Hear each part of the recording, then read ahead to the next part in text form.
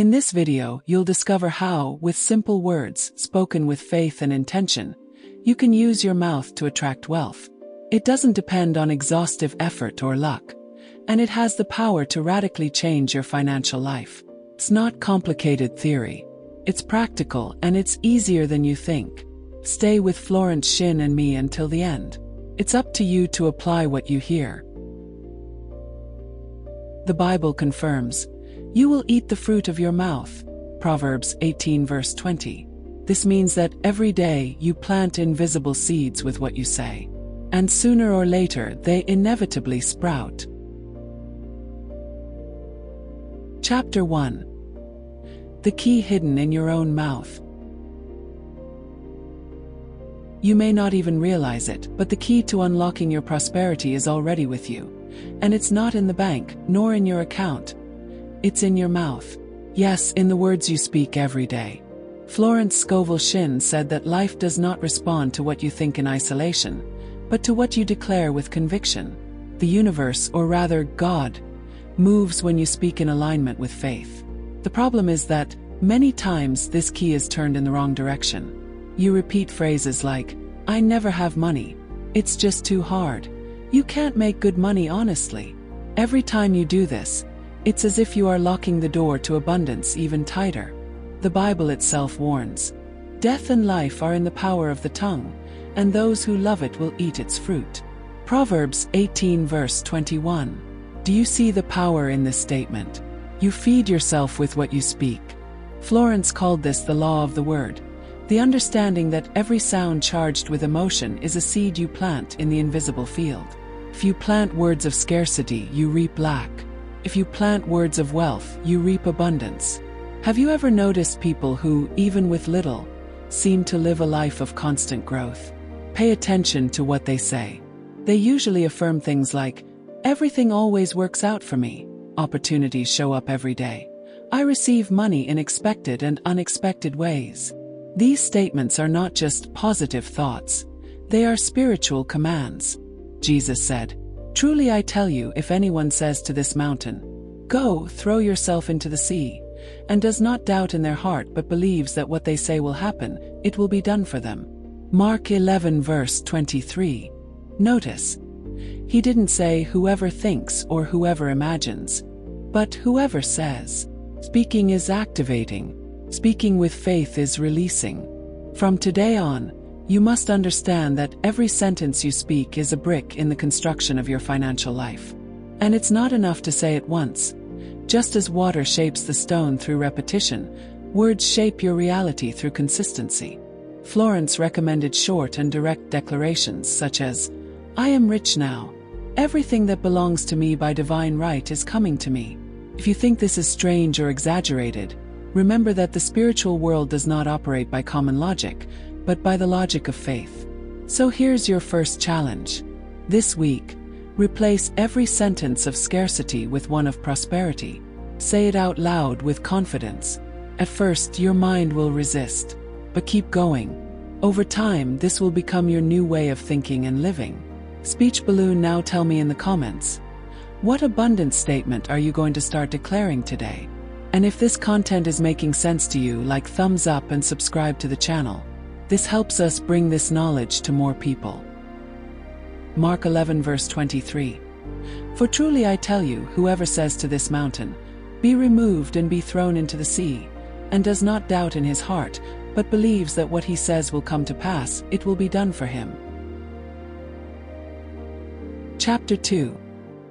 Why words shape financial destinies. The words you speak do not disappear into the air. They are like invisible arrows that, once released, go straight to the target you have set, whether consciously or unconsciously. Florence Scovel Shinn used to say, "The word is the key that opens or closes the doors of abundance."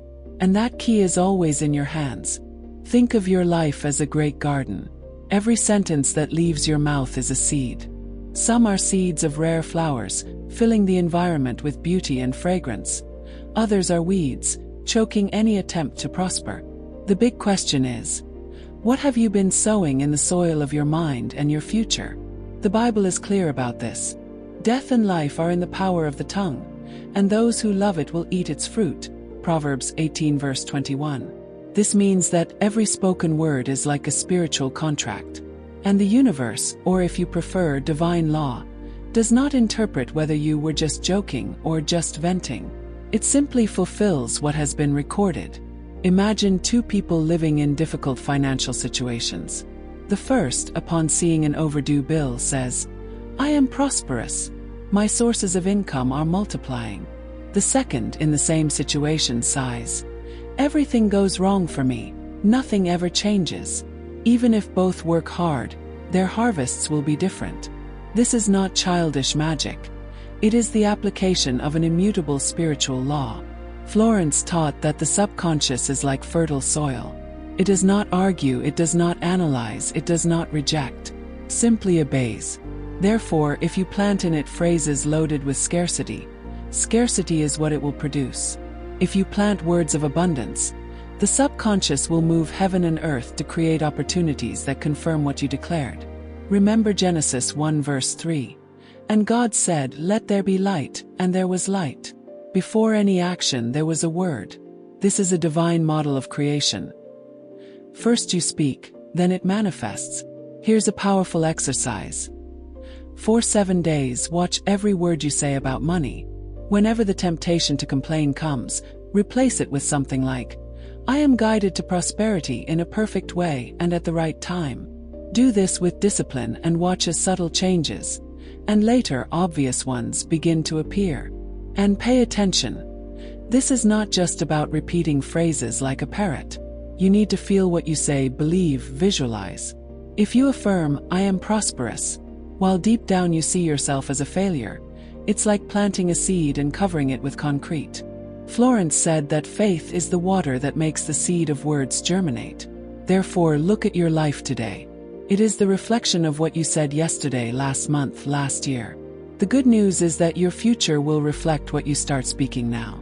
If this message touched you, leave your thumbs up, comment, "I plant abundance," and subscribe to the channel so you don't miss any teaching that can transform your life. And God said, "Let there be light," and there was light. Genesis 1 verse 3. Before any action, there was a word. First it is spoken, then it is manifested. Chapter 3. The faith that speaks first. Believing before seeing. You've learned that the mouth acts like a key. Now it's time to understand why faith must speak first, before physical reality can move. Florence Scovel Shinn called this the spiritual order, a verbal declaration that precedes the fact. It's not superstition. It's a principle of creation active since the beginning. Scripture points in this direction. Now faith is the substance of things hoped for, the evidence of things not seen. Hebrews 11 verse 1. In other words, believing is the first concrete act. Think of faith as an architect who signs the blueprint before construction. If you don't sign, the project never leaves the paper. When you speak a word of faith, a clear present tense affirmation, you are, in practice, signing the blueprint of your life. And that signature activates invisible collaborators. Intuitions, people, doors, and provisions that align with the project. Florence recommended short, firm, and repeated phrases. A formula that works is: affirm in the present, feel the truth, and act according to the new reality. For example, say, "I receive provisions now," and at the same time make practical space. Answer an email, adjust a proposal, accept a meeting. The word prepares. The action confirms. Without both, the declaration loses strength. 3 reasons why spoken faith works. Directs the subconscious. Your mind starts noticing opportunities that previously went unnoticed. Aligns your vibration with the invisible. You become compatible with a divine response. Generates practical courage. Reduces hesitation and promotes consistent decisions. The Bible offers countless examples. In Mark, the woman who touched the mantle was healed. In Matthew 8, the centurion spoke with authority and experienced the result. These accounts show the dynamic between declaration, faith, and effect. Now, a practical guideline. Choose a short affirmation for the next 21 days. Practice it like this. A. Morning, say the phrase for 60 seconds. B. Noon, repeat it mentally and take a micro-action. C. Night, give thanks as if you had already received it. Combine it with a daily micro-action. Reply to a client, post, send a proposal, and record signs. A phone call, invitation, idea, or unexpected savings. Beware of contradictions. Don't say the phrase and then immediately revisit doubt. Replace the opposite thought immediately. Florence warned that doubt is the brake. Persistence is the engine. Jesus also taught about perseverance in prayer. Ask and it will be given to you. Seek and you will find. Knock and it will be opened to you. Matthew 7 verse 7. Persisting in the declaration without anxiety is the practice that produces the visible. Watch for and record small confirmations. They validate the process and strengthen your faith. Important. Faith that speaks first requires integrity. It doesn't promise immoral shortcuts. It calls for alignment between word, character, and service. Speak clearly, feel with enthusiasm, act with courage. Speech balloon. Comment below with your chosen affirmation. Mark this commitment. If this chapter helped you, leave your like and subscribe for more practices that transform the mind and financial reality. Chapter 4. The silence that attracts. How to stop blocking the flow. There is a spiritual paradox that few people understand. The more you chase something, the farther away it seems to get. It's like trying to grab a handful of water. The harder you squeeze, the more it slips through your fingers. Florence Scovel Shinn taught that anxiety is an invisible blockage, a warning sign that tells the universe, I don't believe I already have it. And that message, even if unconscious, is received with precision. Many confuse this with passivity. So, should I just wait? They ask. Well, it's about acting with peace in your heart. It's the inner silence that says, I trust. It's the same calm a farmer has after planting. He doesn't keep digging up the soil to check if the seed is growing. He waters, protects, and waits for the right time. The Bible echoes this principle. In quietness and confidence shall be your strength. Isaiah 30 verse 15. And Jesus said, Do not worry about what you will eat, drink, or wear. Matthew 6 verse 25. He wasn't preaching irresponsible carelessness, but the stance of someone who knows that the source is inexhaustible and the supply is guaranteed. Florence shared stories of people who, the moment they let go of tension, received exactly what they had been seeking. One woman prayed for a house, but nothing happened. Then one day she said, Lord, if this house is not mine, let it go to whoever needs it. I release it. Within 2 weeks, she got the news that the sale had been cancelled, and the house became hers at a lower price. When anxiety left, space opened up. To live this, there are 3 keys. Speak and release. Declare your intention with faith, then let go of control. Don't keep checking if it has arrived. Keep yourself busy with uplifting things. Anxiety feeds on emptiness. Work, create, serve. Practice anticipatory gratitude. Give thanks even before you see it. This builds a field of trust that accelerates the process. Here's where something powerful comes in. Silence is not the absence of words, it's the absence of resistance. It's when you stop telling yourself, what if it doesn't work? It's like a river blocked by branches. Removing the resistance lets the water flow naturally. And be careful. Wanting with desperation is not faith. It's fear in disguise. Faith is knowing that if something hasn't come, it's because what's coming will be better. This is the confidence Florence had when she affirmed, What is mine by divine right will never be taken from me. What is not mine I don't want. Today, try this. Choose something you've been asking for a long time and declare to yourself that it is already on its way. Then let it go. If anxiety shows up, breathe and repeat, I trust in perfect timing. Speech balloon. If this chapter helped you realize where you've been holding on too tightly, write in the comments, I release and trust. Like and subscribe to follow this journey with Florence's teachings. In quietness and confidence shall be your strength. Isaiah 30 verse 15. Chapter 5. The Power of Repetition in Wealth Creation. Repetition is not mere habit. It is the technique that engraves in the invisible what you want to manifest in the visible. Florence Scovel Shinn taught that a word spoken frequently and with feeling imprints a new order on the subconscious, and the subconscious, in turn, reorganizes circumstances, focus, and decisions to match that order. Think of repetition as a sculptor's chisel, one strike at a time, until the shape hidden in the block of stone emerges. There's a practical law here. What you repeat, you begin to recognize. And what you recognize, you begin to seek out. More directly, in repeating daily, money finds me with ease. Your attention sharpens toward opportunities, your courage grows to offer value, and your network begins to notice the new language you're emitting. The effect is cumulative. Small repetitions add up until they transform the entire landscape of your life. The Bible supports this principle in both practical and spiritual ways. Joshua was instructed, "Do not let this book of the law depart from your mouth. Meditate on it day and night." Joshua 1 verse 8. The psalmist says that the blessed man meditates on the law of the Lord day and night. Psalm 1 verse 2. Repetition, meditation, persistence. These are not tricks. They are formats through which truth takes root in the human heart. How to incorporate this power wisely. 3 concrete steps. Choose specific short statements. Long phrases scatter emotion. Prefer, "My provision arrives now."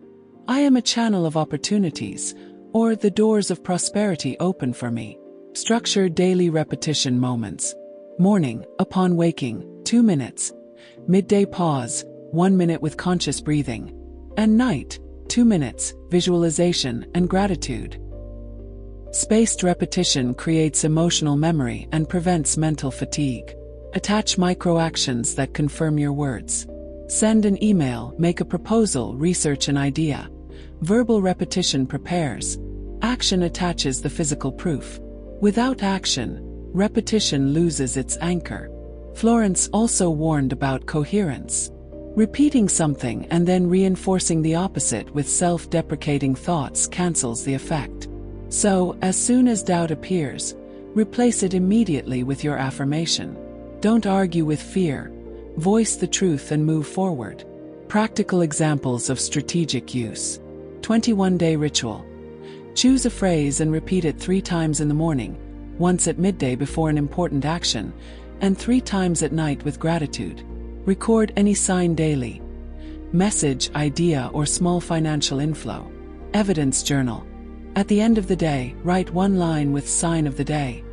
This trains your brain to notice real progress, however small. Sensory anchoring. Associate the declaration with a gesture, lightly pressing your fingers, or a short piece of music. The body learns the reaction and activates the inner state automatically. Scripture also speaks about not losing heart. Let us not become weary in doing good, for at the proper time we will reap a harvest if we do not give up. Galatians 6 verse 9. Harvest often requires patient repetition. It is not always immediate, but it is almost always exponential. If you persist with conviction, the likelihood of substantial results grows dramatically. Finally, beware of mechanical, emotionless repetition. That's the trap of automatism. The repetition that works is felt in the body, declared with the mouth, and confirmed through actions.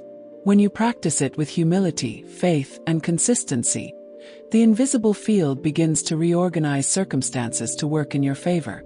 Speech balloon. Write in the comments which phrase you will repeat over the next 21 days. Thumbs up if this chapter added value. Leave your like. Bell subscribe to continue this daily transformation practice. This book of the law shall not cease to speak, but meditate on it day and night. Joshua 1 verse 8. Chapter 6. The faith that moves mountains and transforms your financial reality. Have you ever heard the famous phrase, faith that moves mountains? This expression, though widely known, carries real, proven power when applied to your financial life and the manifestation of prosperity. Florence Scovel Shinn explains that faith is not a vague feeling, but an active force, a concrete energy you can use to create tangible results. According to Florence, faith is the unshakable acceptance of what is not yet seen, but is already yours in divine essence. When you declare, "I am prosperous," you align your mind and spirit with that invisible truth. It's like planting a seed in fertile soil. Faith is the prepared ground where that seed can grow and flourish. However, faith is not passive. The Bible reinforces this in James 2 verse 17. In the same way, faith by itself, if it is not accompanied by action, is dead. True faith manifests in consistent attitudes, in actions that confirm your belief. If you believe in abundance, you act like someone who is worthy and truly deserving. The energy you emit transforms your reality. Florence reminds us, faith is the voice that calls out in the darkness. It is the power that brings forth the light. Don't expect wealth to appear magically without your commitment, but keep your certainty intact even in the face of difficulties. Doubt is the greatest enemy of manifestation. When doubt creeps in, it plants the seed of lack. So, how do you strengthen this faith within you? 3 pillars are essential. Emotional visualization. See yourself living in abundance. Feel the joy, gratitude, and relief that prosperity brings. Florence emphasizes that feeling your desired reality as present is key to making the invisible visible. Spoken word with conviction. Your affirmations must be clear and powerful. Say firmly, "God is my inexhaustible source, and prosperity flows to me now." This creates an energetic field that attracts the necessary conditions. Aligned action. No faith holds without taking the next step. Seek, create, offer value. The universe responds to those who act, but act with the confidence that the reward will come. In the Bible, Jesus taught, "If you have faith and do not doubt, not only can you do what was done to the fig tree, but also you can say to this mountain, 'Go, throw yourself into the sea,' and it will be done." Matthew 21 verse 21. This is an invitation to recognize the immense capacity of faith to transform seemingly insurmountable obstacles into open pathways. You might be thinking, but how do I keep this faith when the bills pile up and the money doesn't come when I need it? The answer lies in perseverance and absolute trust in divine providence. Remember the psalmist, "Trust in the Lord with all your heart and lean not on your own understanding." Proverbs 3 verse 5. Faith requires surrender. Fear, anxiety, and doubt can be overcome with daily practices that strengthen your connection with God and your certainty of provision. Meditate, pray, reaffirm your words of power. Persistence brings deep change not only in your mind but in the energetic field around you. And here's a powerful strategy.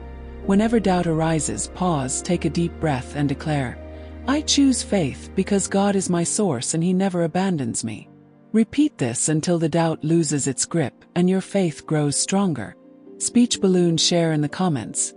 What is your biggest financial doubt that you want to turn into faith? Thumbs up. Did you enjoy this content? Leave your like to strengthen this prosperity flow. Bell, want to keep receiving life-changing teachings? Subscribe and turn on the notification bell. Trust in the Lord with all your heart, and lean not on your own understanding. Proverbs 3 verse 5. Chapter 7. The Language of Abundance. How your words shape your destiny. Have you ever realized that your words have immense power? Florence Scovel Shinn teaches that your word is your magic wand. Everything you verbalize creates vibrations that attract situations, people, and resources into your life. If you constantly speak about lack, difficulties, or failure, you are literally projecting that reality onto yourself. On the other hand, when you choose a language of abundance, confidence, and gratitude, you are opening invisible doors that connect you with a divine source. The Bible also reinforces this principle in Proverbs 18 verse 21. "Death and life are in the power of the tongue, and those who love it will eat its fruit." In other words, what you say creates your reality, for better or for worse. You might be thinking this is just positive thinking, but it is much more than that. It's a paradigm shift, a way of communicating to the universe and to yourself that you are ready to receive and deserve prosperity. Florence states that the spoken word, when expressed with faith, is a master key that unlocks seemingly locked doors. Imagine that every word that leaves your mouth is a seed planted in the garden of your life. If you plant seeds of distrust, scarcity, and fear, you will harvest exactly that. But if you plant seeds of faith, prosperity, and love, the harvest will be abundant. The daily repetition of powerful affirmations creates deep roots that sustain the growth of your wealth. However, this practice requires vigilance and discipline. Often we speak without thinking, repeating limiting beliefs we've heard throughout life. To change this pattern, start monitoring your internal and external dialogue. Ask yourself, do my words reflect confidence or fear? Do my sentences open paths or close doors? Florence Scovel Shinn teaches that when you encounter a limiting statement, you should immediately replace it with a statement of power. For example, replace "I can't pay my bills" with "I receive all the provision I need now." This replacement is not an exercise in illusion, but a declaration of your divine right to abundance. The Bible reinforces this principle with Psalm 118 verse 24. "This is the day the Lord has made. Let us rejoice and be glad in it."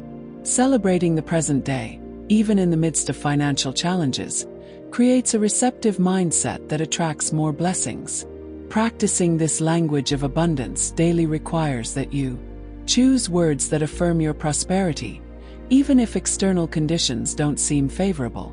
Be grateful for what you already have, because gratitude is a powerful magnet for expansion.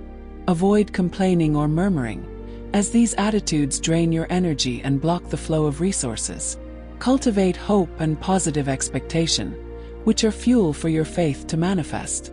Remember, every word is a spiritual seed planted in the soil of your destiny.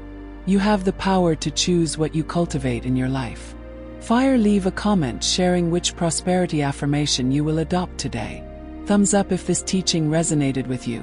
Like it so that more people can learn to speak the language of abundance. Bell subscribe and don't miss the next chapters that will transform your relationship with money.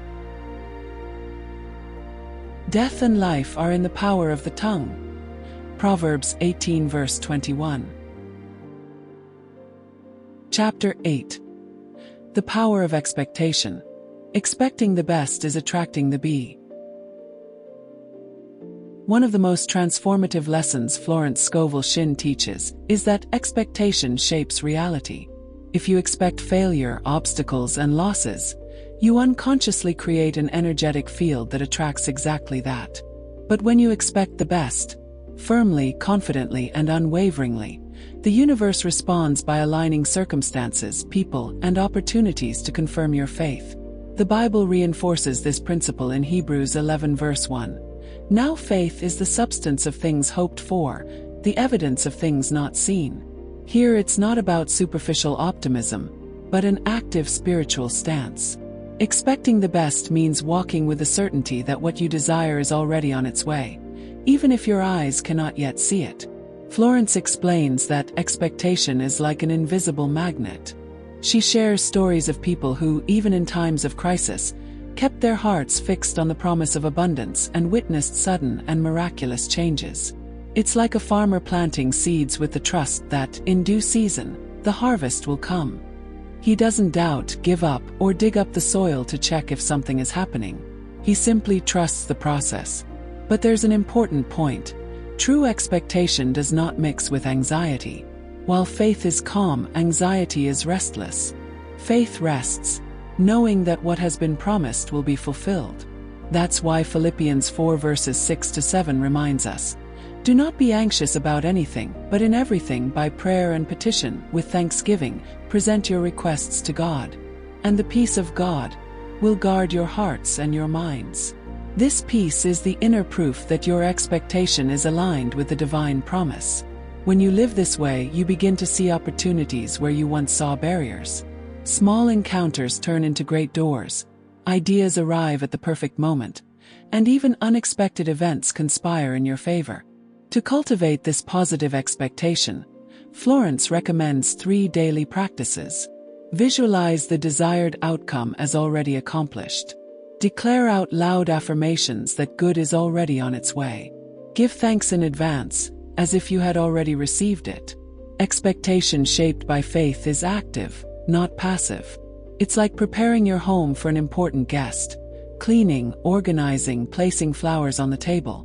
You prepare for the arrival of what you desire because you are certain it will come. Do not underestimate the power of this principle. Changes how you position yourself in life. People who live expecting blessings move with greater confidence, make better decisions, and radiate an energy that attracts more than they could imagine. Speech balloon comment below. What blessing are you already expecting as if it were certain? Thumbs up like this message if it inspired you to keep your expectation in the right place. Bell subscribe and keep watching the next teachings from Florence and the Word. Do not be anxious about anything. Philippians 4 verses 6 to 7. Chapter 9. When asking is receiving. The secret almost no one uses. Have you ever noticed that many people pray, affirm, wish, and yet nothing changes? Florence Scovel Shinn said the problem is not asking, but how you ask. Most people ask from a place of lack, reinforcing emptiness. I don't have, it's hard. This kind of request programs the subconscious to keep perceiving scarcity. Asking correctly means issuing a decree of faith, not a lament. It's speaking as an heir, not as a beggar. The Bible itself makes the principle clear. Ask and it will be given to you. Seek and you will find. Knock and it will be opened to you. Matthew 7 verse 7. The verb is in the imperative, not the conditional. Asking is a spiritual command. And Mark 11 verse 24 deepens this. Whatever you ask for in prayer, believe that you have received it and it will be yours. Notice the sequence. Ask, believe you have already received, and then see. Faith takes the place of the result before the result arrives. So why do so many still not receive? James 4 verses 2 to 3 answers. You do not have because you do not ask. You ask and do not receive because you ask with wrong motives. Asking wrongly means asking out of fear, attachment, or anxiety. It's dictating to God the how and when instead of aligning with the right what and why. Florence called this aligning the request with your divine right. Everything that is in your plan for good in perfect form arrives at the perfect time, and the rest you release. How to ask in a way that manifests. 4-step practice. Clarity of objective. Define what you want in terms of a completed state. Instead of I want to get out of debt, declare I live in financial balance, with bills paid and a monthly surplus. The subconscious works better with images of completion than with problems to solve. Spiritual basis. Connect the request to your divine right. Say, what belongs to me by divine design presents itself now, in the right way and without heavy effort. This removes the request from the realm of whim and places it in the realm of legitimate order. Present tense plus feeling. Speak in the now, feeling the truth of what you declare. I receive abundant provision and profitable ideas today. Emotion is the seal. Without emotion, the word loses penetration. Release plus inspired action. After the decree, release the how and take a coherent step. Send the proposal, call the contact, study the notice, publish the offer. John 16 verse 24 confirms. Ask and you will receive, so that your joy may be complete.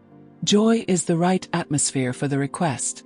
Action is its confirmation in the physical world. Avoid 3 common saboteurs. Insisting on the problem scenario. Retelling the lack is reinforcing the lack. Speak of the resolved state. Oscillating in doubt. Asked. Sealed. Then, if anxiety comes, repeat. What is mine by divine right arrives without delay. Demanding the path and deadline. When you try to control the route, you restrict the channels of provision.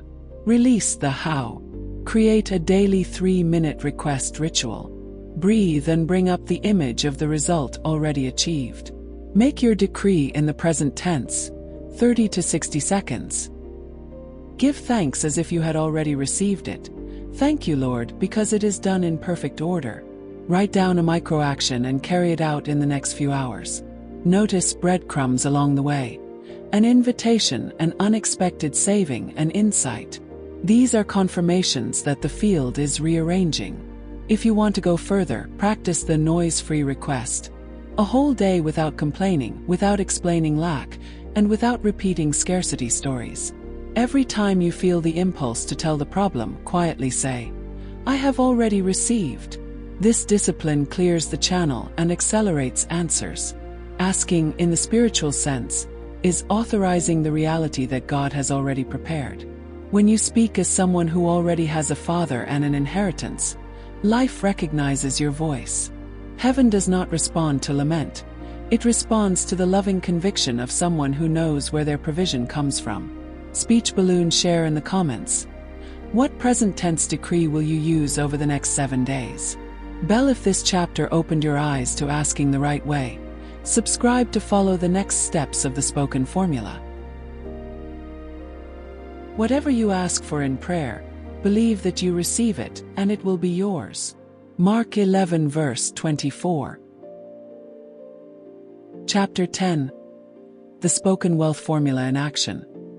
The closing that changes everything. By now, you've probably caught on. The spoken formula for wealth isn't some magic trick. It's a powerful alignment of your words, faith, and action. Florence Scovel Shinn put it perfectly. Your word is your magic wand. What you speak, you summon. But for your words to create, they have to spring from a heart that already sees itself holding what you're asking for. The biggest mistake most people make: waiting to feel secure after the results roll in. That's living on a delay. In the spiritual realm, the order flips. Feel it now, speak it now, receive it later. That's why Romans 4 verse 17 talks about God calling things that are not as though they were.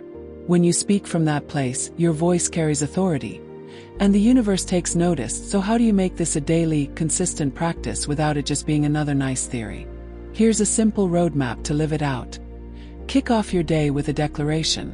First thing in the morning, say out loud, "Today, I receive prosperous ideas, perfect opportunities, and abundant resources. Everything meant for me by divine right finds me now." This is your daily activation code. Cut out counter words. It's no use declaring in the morning if you're griping by noon. Complaining is like throwing sand in your engine. Commit to a fast from negative words, especially about money or opportunities. Seal it with gratitude. Every time your goal crosses your mind, say, "Thank you, God, it's already done." This keeps your energy in the realm of fulfillment, not lack. Pair it with inspired action. The spoken formula doesn't replace movement. When an idea sparks, no matter how small, act on it. Opportunities are doors, but you've got to turn the handle. The Bible backs this up in Proverbs 18 verse 21. Death and life are in the power of the tongue, and those who love it will eat its fruit. It's proof your mouth is the planter of your destiny. And Luke 6 verse 45 nails it.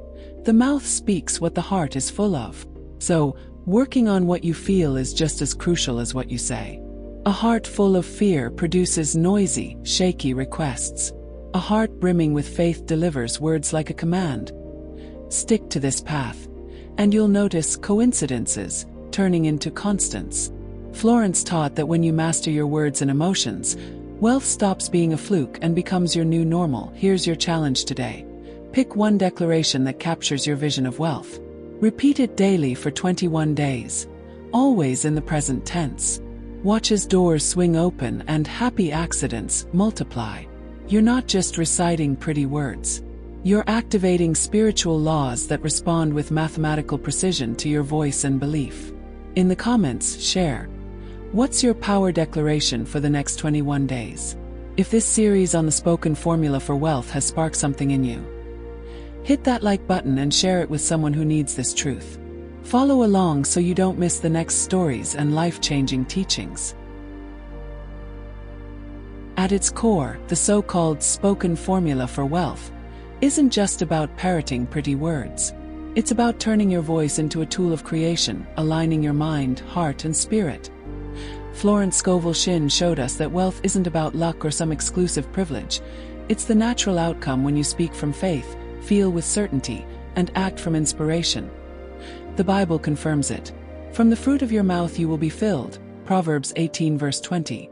Every day your words plant invisible seeds. And sooner or later they will sprout. The game changer. Stop speaking from lack and start speaking from ownership. It's not when I have money but I'm already prosperous and act like it now. If there's one takeaway, it's this. Your words are codes. Every time you speak with faith, you're programming your reality. And just like you don't doubt the sun will rise tomorrow, don't doubt that what you declare in faith is already on its way. In the comments, share. What's the biggest insight you're taking from this series? If this hit home, drop a like. Follow along for more stories that could reshape how you see money, faith, and prosperity. Until the next video.